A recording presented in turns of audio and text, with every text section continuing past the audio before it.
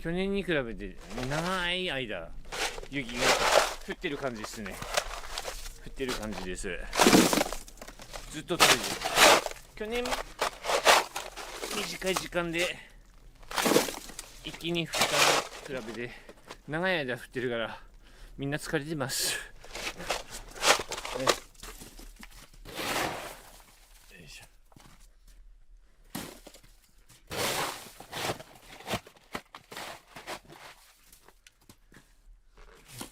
生活もできないし、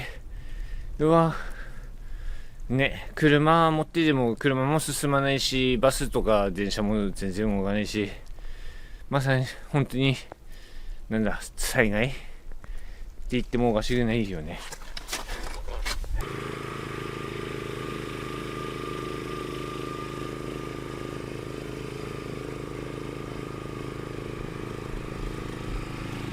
車も遊戯も硬くなるから、で道も狭いから掘っていかないとすぐ壁にね、車だって壊れるし、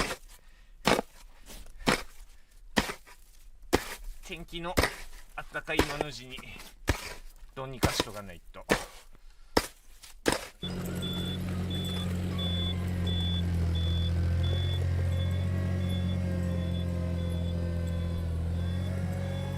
仕事はないけども、昨日と病院に行ったんだけども、いつもは30分弱で継ぐんだけども2時間かかった。道路悪くてみんな歩いてるもんね。電車も休み、線路に雪あるから電車も通ってないでしょ。動かないでしょ、ね、動かない。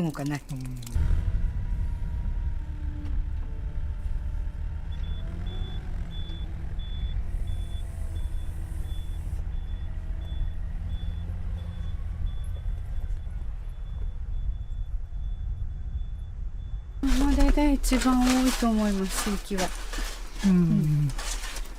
それなのに除雪が入ってないので、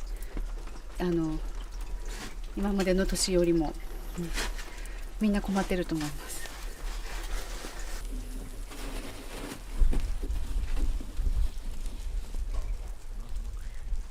はい、電車止まっちゃってて、もう学校行けなかったですね。